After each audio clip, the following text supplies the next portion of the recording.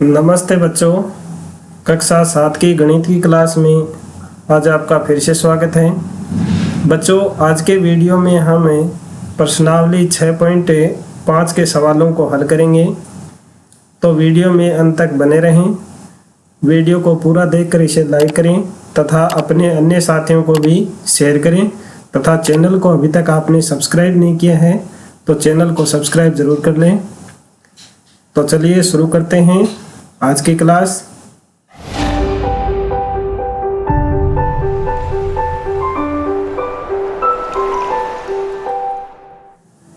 बच्चों, प्रश्नावली के सवाल हल करने से पहले आपको इस प्रश्नावली में किस तरह के सवाल हल करने हैं वो आप थोड़ा सा समझ लीजिए। देखिए, ये एक चित्र आपको दिखाई दे रहा है, यहाँ आकृति है, उसमें ये बीच में ये एक त्रिभुज बना हुआ है और त्रिभुज में ये समकोण है और इस समकोण के जो सामने की भुजा है वो कर्ण है। इस कर्ण के ऊपर एक वर्ग बना हुआ है और ये बी है वो इस त्रिभुज का लंब है। इस लंब के ऊपर भी एक वर्ग बना हुआ है और नीचे जो आधार है सी, उसके ऊपर भी एक वर्ग बना हुआ है। अब आप ये जो साइड में प्रमेय लिखी हुई है इसे आप पढ़िए। एक समकोण त्रिभुज में कर्ण पर बना वर्ग, ये समकोण त्रिभुज है, इसमें ये कर्ण के ऊपर वर्ग बना हुआ है। इसका मान बराबर होता है पादों पर बने दोनों वर्गों का योग। ये जो लंब और आधार, ये दो पाद बने हुए हैं, इनके ऊपर जो बने वर्ग हैं उन दोनों का योग है वो इस कर्ण के ऊपर बने वर्ग के योग के बराबर होता है। इसको आप सूत्र रूप में इस तरह से लिख सकते हैं। यहाँ कर्ण है उसको ए नाम दिया है, लंब है उसको बी नाम दिया गया है और आधार है उसको सी नाम दिया गया है। आप इसको इस तरह से भी लिख सकते हैं, कर्ण का वर्ग बराबर यह है लंब का वर्ग प्लस आधार का वर्ग। आप इसको इस तरह से भी लिख सकते हैं। पाइथागोरस प्रमेय है, इसे याद रखना है, पाइथागोरस प्रमेय। इसको आप प्रमेय के रूप में इस तरह से याद कर सकते हैं। यदि किसी त्रिभुज में कोई दो भुजाओं के वर्गों का योग तीसरी भुजा के वर्ग के बराबर है तो वह एक समकोण त्रिभुज होता है। तो ये लाइन आपको याद रखनी है कि जो समकोण त्रिभुज होता है वह कब होता है, जब दो भुजाओं के वर्गों का योग तीसरी भुजा के वर्ग के बराबर हो तो वह समकोण त्रिभुज कहलाता है। और एक आपको ये सूत्र है वो याद रखना है, कर्ण का वर्ग बराबर लंब का वर्ग प्लस आधार का वर्ग। और इसी से हम, यदि हमारे पास में दो मापें दी हुई हैं, कर्ण की माप दी हुई है और लंब की माप दी हुई है, अगर आधार ज्ञात करना है हमें तो हम इस तरह से ज्ञात कर सकते हैं, आधार का वर्ग बराबर कर्ण का वर्ग माइनस लंब का वर्ग। और यदि कर्ण की और लंब की आधार की माप दी हुई है और हमें अगर लंब का मान ज्ञात करना है तो होगा लंब का वर्ग बराबर कर्ण का वर्ग माइनस आधार का वर्ग। ये तीनों एक तरह से सूत्र हैं, इनको आपको याद रखना है।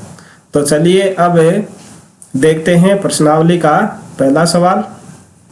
पहला सवाल दिया गया है, पी क्यू आर एक त्रिभुज है जिसका पी एक समकोण है। यदि पी क्यू 10 सेंटीमीटर तथा पी आर 24 सेंटीमीटर है तब क्यू आर का मान ज्ञात कीजिए। देखिए, ये एक त्रिभुज है, उसका हम इस तरह से चित्र है वो ड्रॉ कर लेते हैं। और यहाँ ये इस त्रिभुज का ये पी बिंदु है वो समकोण है और त्रिभुज का नाम है पी क्यू आर। तो पी ये क्यू और आर। अब यहाँ पी क्यू की माप है वो 10 सेंटीमीटर दी हुई है, 10 सेंटीमीटर। और पी आर ये है 24 सेंटीमीटर। तो क्यू आर ज्ञात कीजिए। ये क्यू आर है, ये हमें ज्ञात करनी है। तो देखिए पाइथागोरस प्रमेय के द्वारा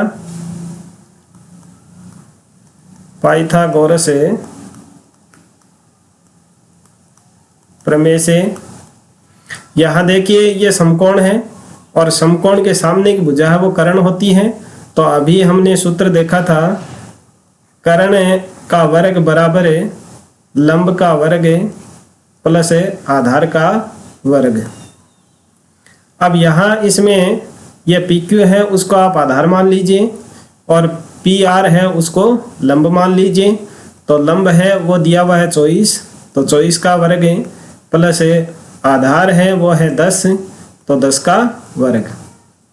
अब देखें 24 का हम वर्ग ज्ञात करेंगे तो होगा 576 प्लस 10 का वर्ग करेंगे तो होगा 100।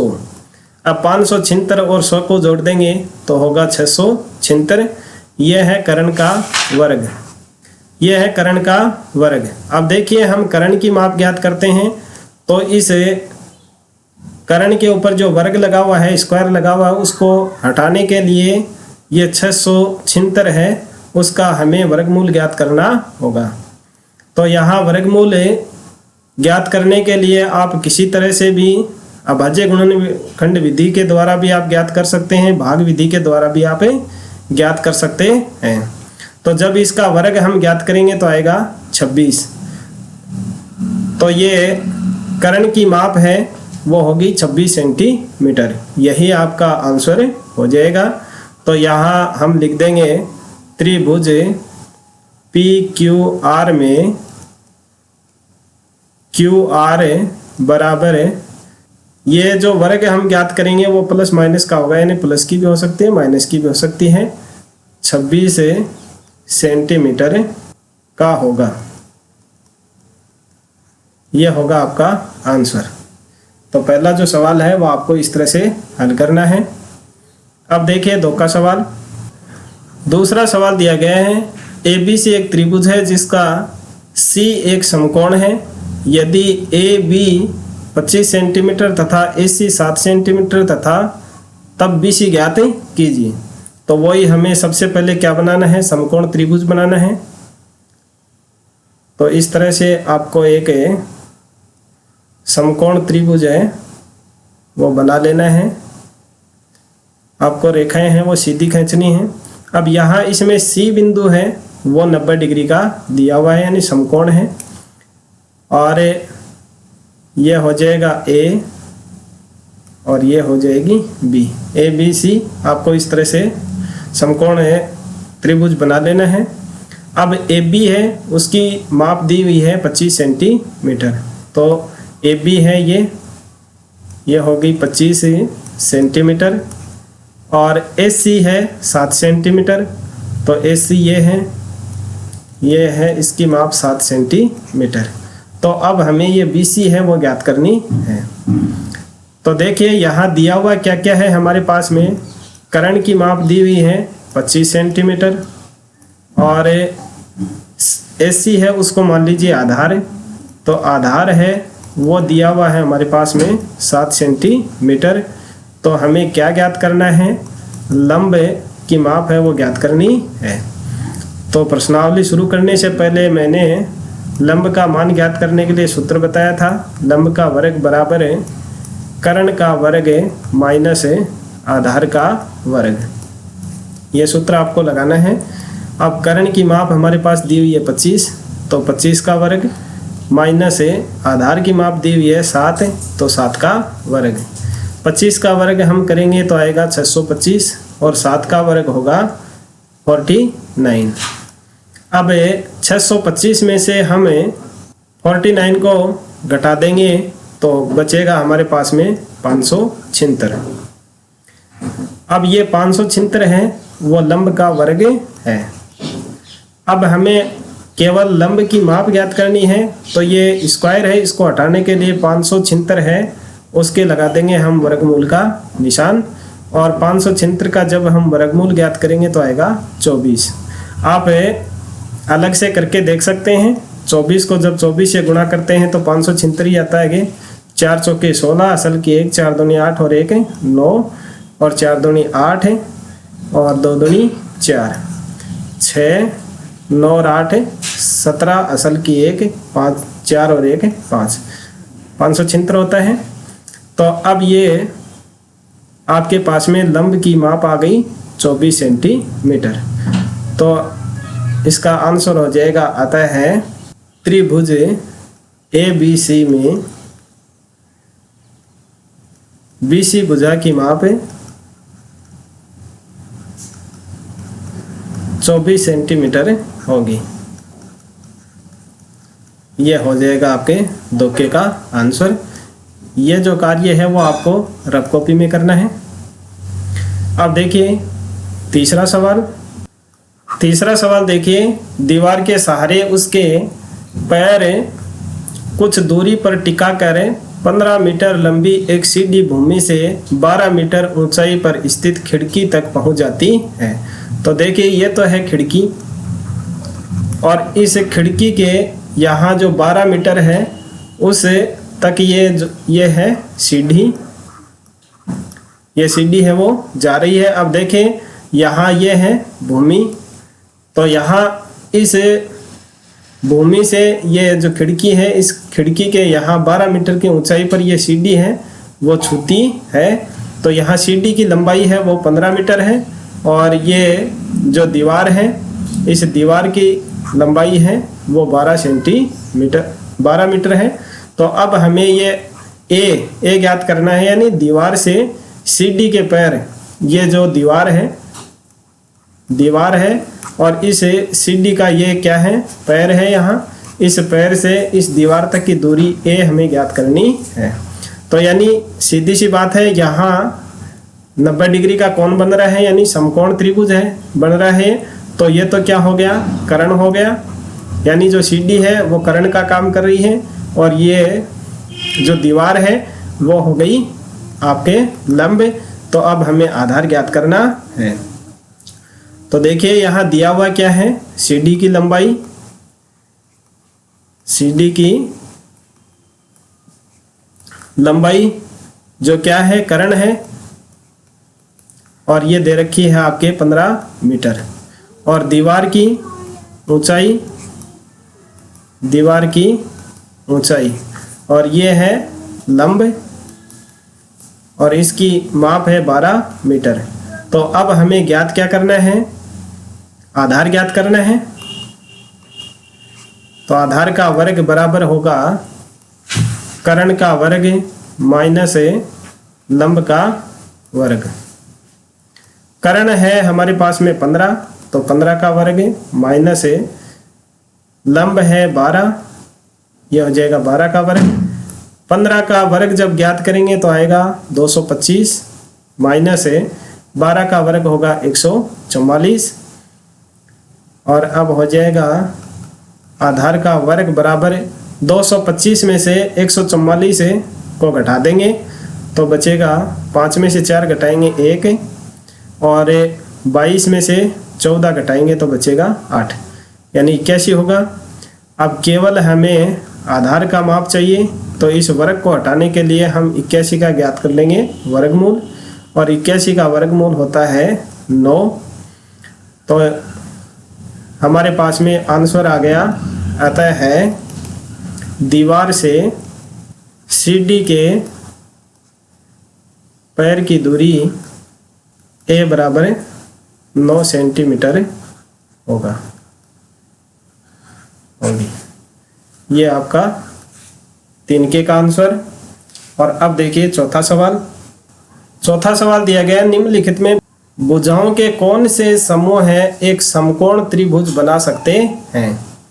तो यहाँ देखिए 3 सवाल दिए गए हैं, तीनों में 3-3 भुजाओं की माप हमारे पास में दी हुई है।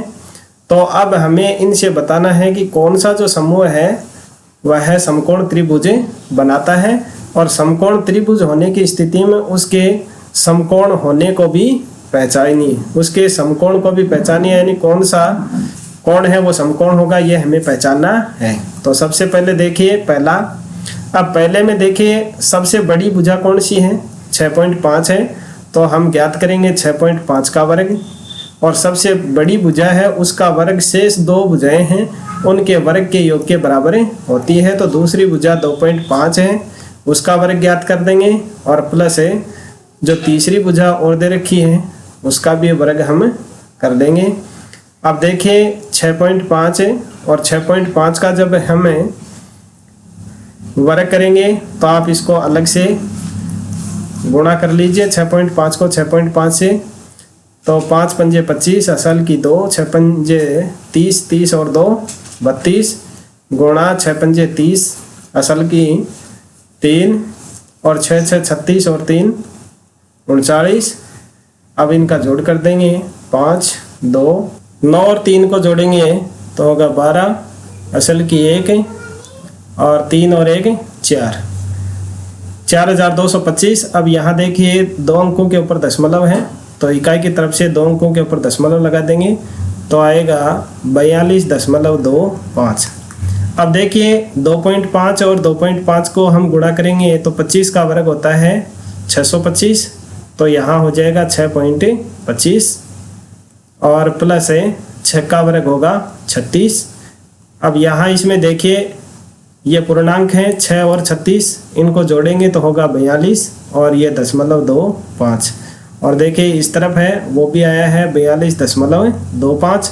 तो यानी बराबर के निशान के दोनों तरफ संख्याएं हैं वो समान हैं, इसलिए ये जो संख्याओं का समूह है, ये जो भुजाओं का समूह है उससे समकोण त्रिभुज बना सकते हैं।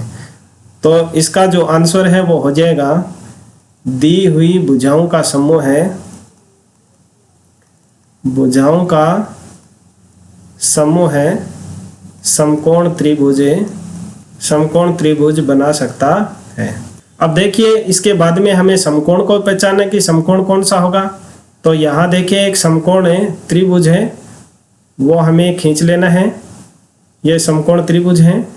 अब इसमें इसको नाम दे दीजिए ए बी और ये सी। तो सबसे बड़ी भुजा है वो कर्ण होगी, तो ये है 6.5 सेंटीमीटर और इनमें से ए बी और बी सी में किसी को भी आप आधार मान सकते हैं और किसी को भी लंब मान सकते हैं। जैसे इसको मान लीजिए 6 सेंटीमीटर लंब और यह हो जाएगा आधार 2.5 सेंटीमीटर। अब जो कर्ण है सबसे बड़ी भुजा है उसके सामने का जो कोण होता है वो समकोण होता है, तो यहाँ बी कोण है वो क्या होगा, समकोण होगा। तो इस कोण बी समकोण होगा, यह आपका आंसर। इस तरह से आपको ये पहला सवाल है वो कर लेना है, बाकी के 2 सवाल हैं वो भी आपको इसी तरह से करने हैं। चलिए दूसरे को देखते हैं हम। दूसरा जो है उसमें माप दी हुई है 2 सेंटीमीटर 2 सेंटीमीटर और 5 सेंटीमीटर। तो इनमें सबसे बड़ी भुजा है वो 5 है, तो 5 का वर्ग बराबर है 2 का वर्ग प्लस 2 का वर्ग। 5 का वर्ग 25 होता है, बराबर है 2 का वर्ग 4 होगा प्लस 2 का वर्ग 4 होगा। अब देखिए 25 है बराबर 4 और 4 का योग करेंगे तो 8 होता है, यानी दोनों बराबर के दोनों तरफ है संख्याएं वो समान नहीं हुई, अतः है भुजाओं का यह समूह समकोण त्रिभुज नहीं बना सकता। आंसर हो जाएगा अतः भुजाओं का यह समूह है समकोण त्रिभुज नहीं बना सकता है, यह आंसर। और अब देखिए तीसरा देखिए इसमें सबसे बड़ी भुजा है 2.5, तो 2.5 का वर्ग करेंगे बराबर है बाकी की जो 2 भुजाएं बची हुई हैं उनका वर्ग करके योग कर देंगे 1.5 का वर्ग। 2.5 का वर्ग होता है 6.25 बराबर है 2 का वर्ग होगा 4 प्लस 1.5 यानी 15 है, 15 का वर्ग होता है 2.25, ये हो गया 6.25 बराबर ये पूर्णांक हैं 4 और 2, तो 4 और 2 को जोड़ देंगे 6 हो जाएगा और 0.25। यहाँ भी देखिए बराबर के निशान के दोनों तरफ संख्याएं समान हैं, अतः है भुजाओं का यह समूह है, भुजाओं का यह समूह है समकोण त्रिभुज बना सकता है। बना सकता है। यह हो जाएगा आंसर। और अब हमें इसका समकोण है वो भी पहचानना है। तो इसके लिए आपको एक समकोण त्रिभुज है वो खींच लेना है। और इसमें सबसे बड़ी भुजा हमने मानी थी 2.5 ये, और इसको मान लीजिए 2 और इसको मान लीजिए 1.5। तो सबसे बड़ी भुजा है ये कर्ण है। इस कर्ण के सामने का जो बिंदु है वो समकोण होगा। तो यहाँ समकोण होगा, इसको आप नाम दे दीजिए ABC। तो कोण A बराबर 90 डिग्री यानी समकोण होगा। इस तरह से आपको ये सवाल है वो हल करना है। और अब देखिए 5 का सवाल। 5 का सवाल दिया गया है, एक पेड़ भूमि से 5 मीटर की ऊंचाई पर टूट जाता है। मान लिया ये एक पेड़ है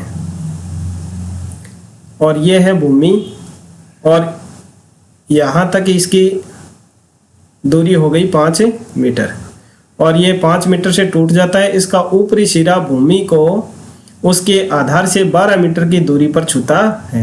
ये आधार है और इस आधार से ये दूरी हो गई, ये 12 मीटर की है। इस 12 मीटर की दूरी के ऊपर ये टूट करके इस तरह से गिर जाता है, यानी यहाँ से इस तरह से टूट करके गिर जाता है। तो ये हो गया टूटा हुआ पेड़, टूटा हुआ पेड़।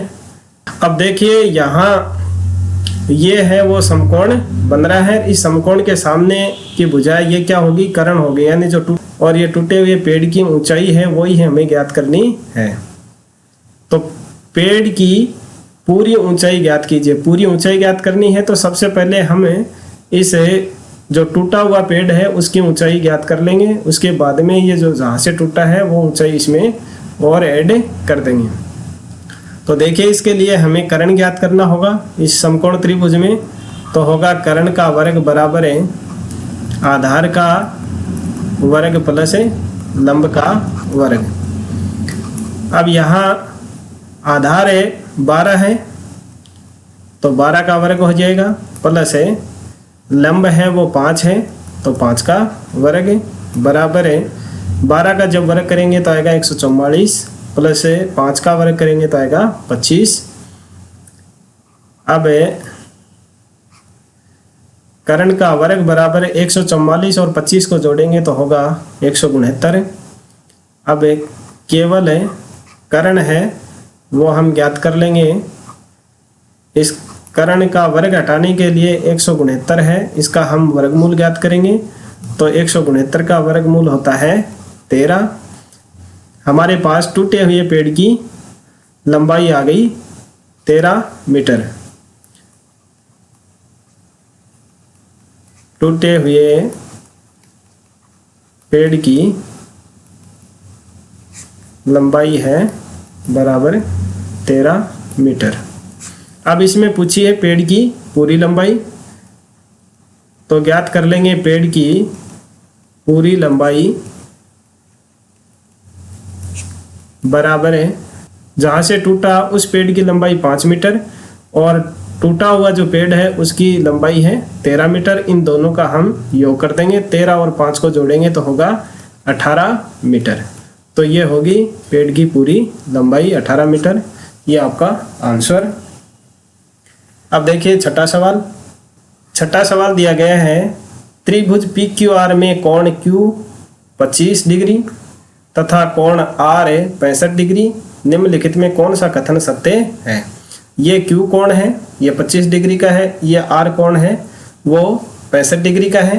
तो अब हमें इस Q कोण का मान ज्ञात कर लेंगे और Q कोण का मान ज्ञात करने के बाद में हम देखते हैं कि कौन सी भुजा है वो कर्ण है और कौन सी भुजा आधार है। तो इस कोण P का मान ज्ञात करने के लिए हमें 180 में से ये जो दोनों कोण दे रखे हैं कोण Q और कोण R, इनको जोड़ करके घटा देंगे तो होगा 25 प्लस 65। 180 माइनस 25 और 65 का योग करेंगे तो होगा 90। अब 180 में से 90 घटाएंगे तो बचेगा कितना, 90। तो यानी एक P है वो होगा 90 डिग्री का कोण, और 90 डिग्री के जो सामने की भुजा होती है वो होती है कर्ण। और इनमें से आप किसी को भी आधार और लंब मान सकते हैं।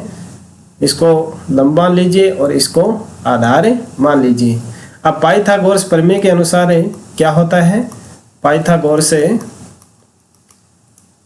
प्रमेय से जो कर्ण का वर्ग होता है, कर्ण का वर्ग है वो आधार के वर्ग और लंब के वर्ग के योग के बराबर होता है।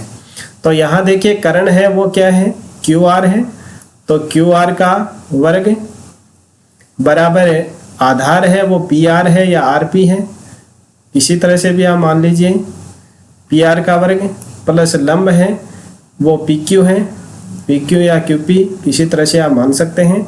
तो ये जो समीकरण है वो कौन से में दिया हुआ है, देखिए PQ का वर्ग।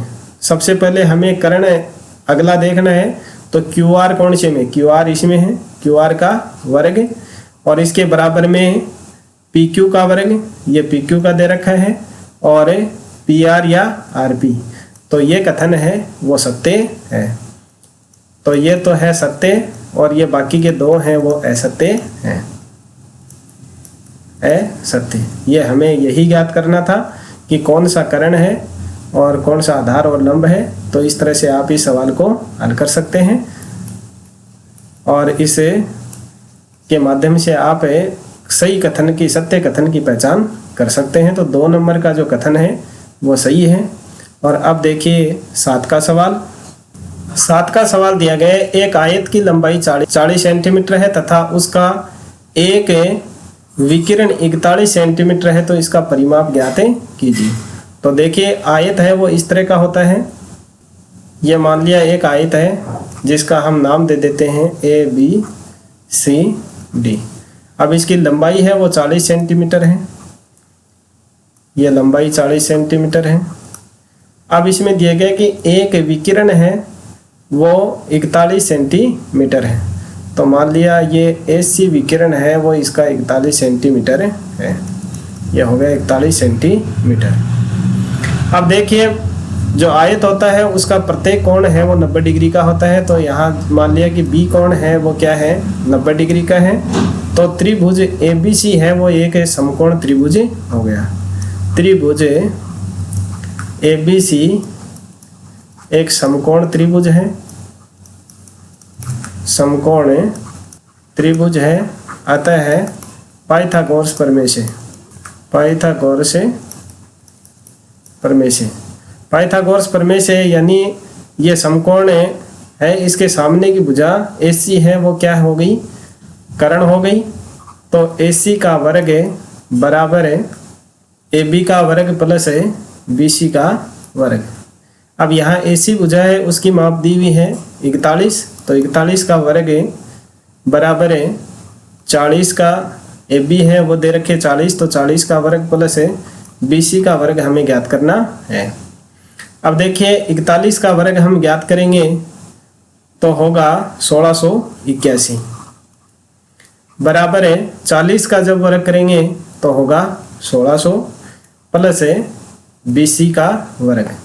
अब ये जो 1600 है 1600 है उसका हम पक्षांतरण कर देंगे तो होगा 1681 माइनस 1600 बराबर BC का वर्ग। अब इनकी बाकी जब हम करेंगे तो बचेगा 81 बराबर BC का वर्ग। अब BC का जो वर्ग है उसको हटाने के लिए हम 81 का वर्गमूल ज्ञात कर लेंगे तो बराबर BC का मान आ जाएगा।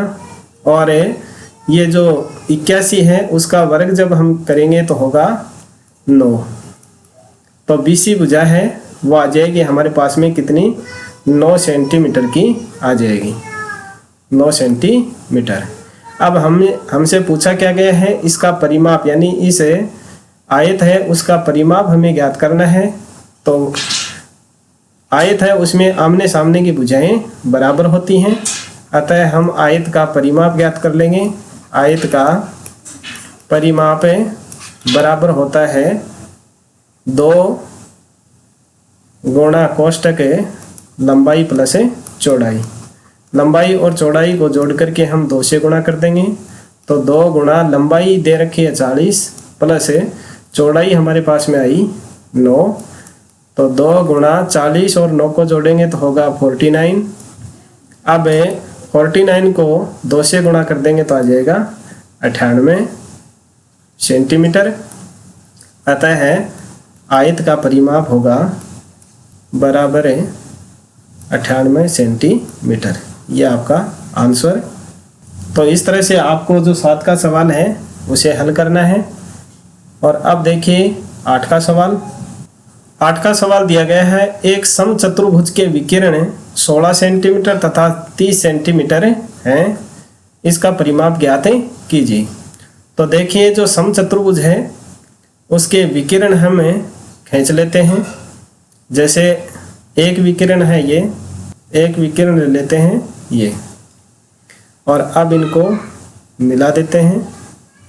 ये इस तरह से मान लीजिए एक समचतुर्भुज है। समचतुर्भुज का मतलब यानी इसकी जो भुजाएं हैं वो तो चारों बराबर हैं, और इसके जो विकिरण है वो एक दूसरे के ऊपर लंब समद्विभाजक होते हैं, यानी वो एक दूसरे को 90 डिग्री के ऊपर काटते हैं।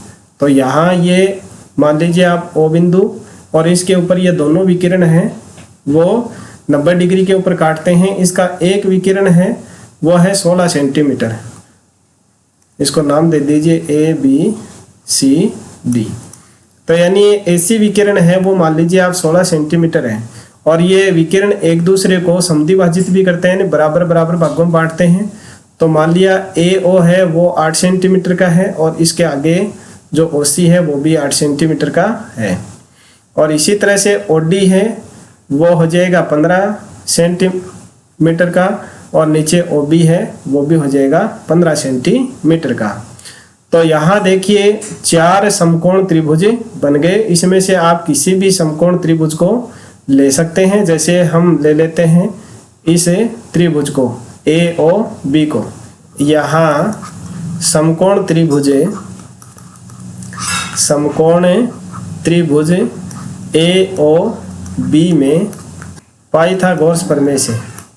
अब ये O बिंदु है वो समकोण है, तो इस समकोण के सामने की भुजा क्या होगी? AB। यह होगी कर्ण, तो हो जाएगा AB का वर्ग बराबर OA का वर्ग प्लस OB का वर्ग। यह होता है पाइथागोरस प्रमेय में। अब हमें AB है वही ज्ञात करनी है, यानी कर्ण हमें ज्ञात करना है।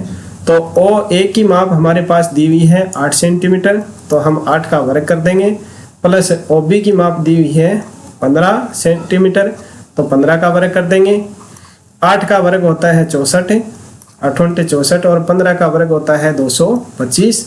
अब इनको जोड़ देंगे तो हो जाएगा 4 और 5 9, 2 और 6 8, और ये 289 हो जाएगा। यह हो गया AB का वर्ग। अब हमें केवल AB की माप ज्ञात करनी है, तो AB बराबर हो जाएगा 289 है, उसका हम ज्ञात कर लेंगे वर्गमूल। अब देखिए यहाँ 15 का वर्ग 225 होता है, तो 16 का वर्ग जब हम करेंगे तो 16 में तो 6 आता है, नहीं 6 6 36, लास्ट का अंक 6 आता है। और जब 17 का वर्ग करते हैं तो 7 7 49, तो यहाँ देखिए 9 है, तो ये जो 289 है वो 17 का वर्ग होगा। तो AB भुजा है उसकी माप हमारे पास में क्या आ गई? 17 सेंटीमीटर। तो बाकी की जो सारी भुजाएं हैं वो इसकी हो गई कितने सेंटीमीटर की होंगी? यानी सारी हैं वो 17 सेंटीमीटर की होंगी, क्योंकि समचतुर्भुज है और समचतुर्भुज में सभी भुजाएं हैं वो बराबर लंबाई की होती हैं। तो हम ज्ञात कर लेंगे, अतः है समचतुर्भुज का परिमाप होगा बराबर है, चारों भुजाएं बराबर हैं इसलिए 4 से गुणा कर देंगे, 17 × 4। अब 17 को 4 से गुणा कर देंगे, 7 चौके 28, असल की 2, 4 एकम 4 और 2 6, 68 सेंटीमीटर। तो ये जो समचतुर्भुज है इसका परिमाप होगा 68 सेंटीमीटर। तो बच्चों इसी के साथ में आपकी प्रश्नावली है वो समाप्त होती है। वीडियो को लाइक कीजिए, अपने अन्य दोस्तों को शेयर कीजिए, चैनल को सब्सक्राइब करना ना भूलें। मिलते हैं नेक्स्ट वीडियो में अगली प्रश्नावली के सवालों को लेकर के। Thank you.